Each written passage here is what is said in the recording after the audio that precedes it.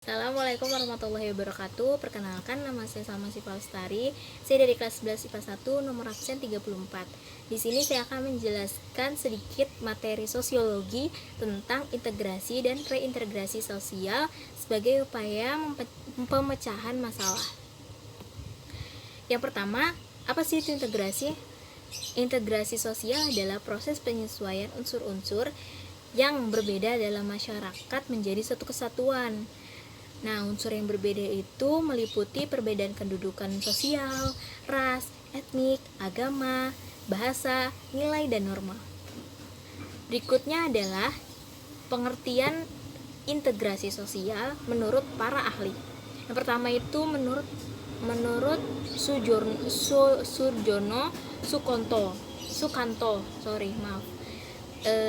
yang berbunyi sebagai berikut. Integrasi merujuk pada beberapa pengertian, yakni pengendalian terhadap konflik dan penyimpangan dalam suatu sistem sosial, membuat suatu keseluruhan dari unsur-unsur tertentu, serta taraf interdependensi atau keterkaitan antar unsur-unsur sosial.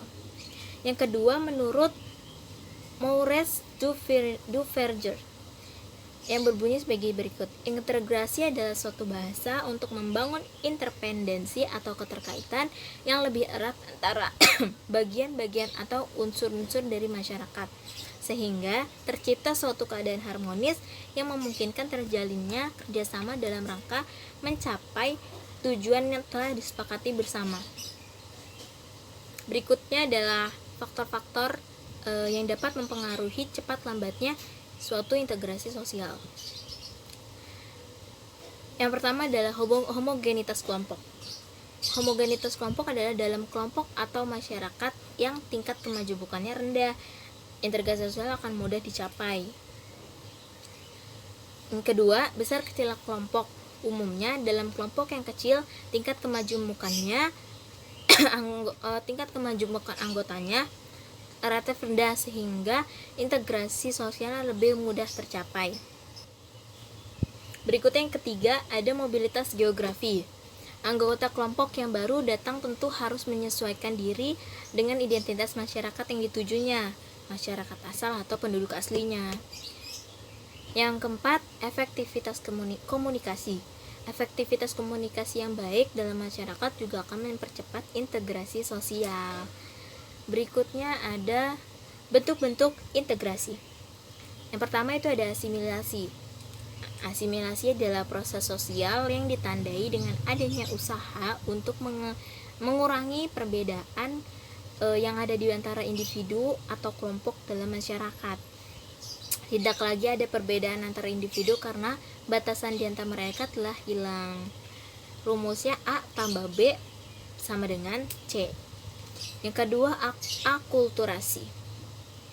Akulturasi adalah proses penerimaan unsur budaya baru namun tidak menghilangkan unsur budaya yang telah dianutnya.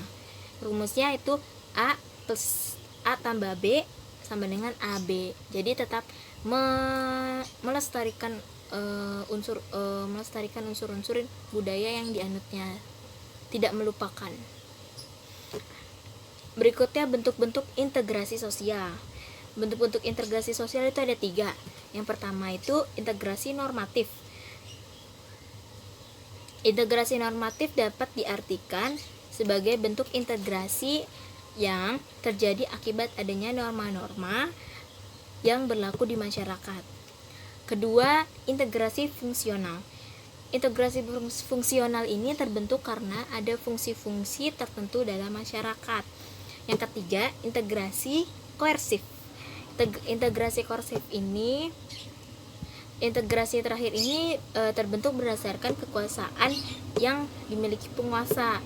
Dalam hal ini penguasa menerapkan cara-cara koersif, yaitu kekerasan. Berikut adalah faktor-faktor pendorong interaksi. Ada beberapa faktor. Yang pertama itu toleransi terhadap kelompok-kelompok manusia dengan kebudayaan yang berbeda. Yang kedua, kesempatan yang seimbang dalam ekonomi bagi beberapa golongan masyarakat dengan latar belakang kebudayaan yang berbeda. Yang ketiga, sikap saling menghargai orang lain dengan kebudayaannya. Yang keempat, persamaan dalam unsur-unsur kebudayaan. Berikutnya, perkawinan campuran, amalgamation. Adanya musuh bersama dari luar. Berikutnya, sikap terbuka dari golongan yang berkuasa dalam masyarakat.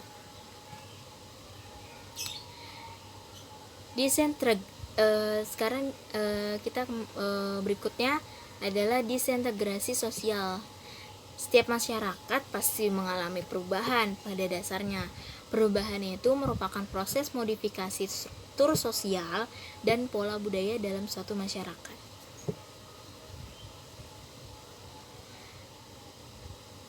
Pertama itu pemulihan, recovery. Pemerintah telah mengeluarkan peraturan pemerintah atau PP nomor 2 tahun 2015 tentang peraturan pelaksanaan UU nomor 7 tahun 2012 tentang penanganan konflik sosial. Yang kedua, rekonsiliasi. Rekonsiliasi itu terdapat di pasal 37 undang-undang yang sama.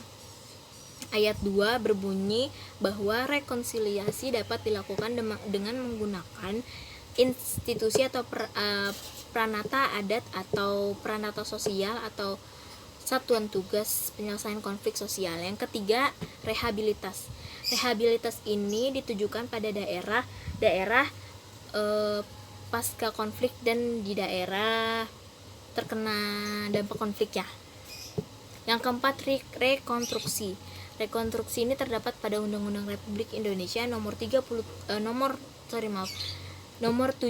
tahun 2012 tentang penanganan konflik sosial. Pasal 39 menyatakan bahwa pemerintah dan pemerintah daerah melaksanakan rekonstruksi sesuai dengan tugas, tanggung jawab, dan wewenangnya. Yang kelima, transformasi sosial. Transformasi sosial dapat berarti perubahan yang berkenaan dengan masyarakat. Yang keenam, itu ada reintegrasi dan pemulihan konflik merupakan suatu proses penyesuaian kembali dari unsur-unsur yang berbeda dalam masyarakat sehingga menjadi satu kesatuan yang utuh.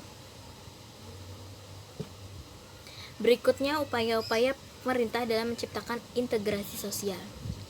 1. Melakukan perpindahan pendudukan secara terprogram, membuka daerah-daerah tersolisir melalui pembangunan infrastruktur, menerapkan otonomi daerah, pemerataan pendidikan.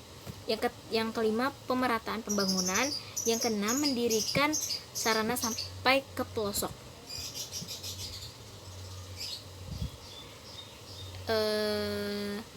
Sekian dari saya. Selesai sampai di sini. Kurang lebihnya mohon maaf.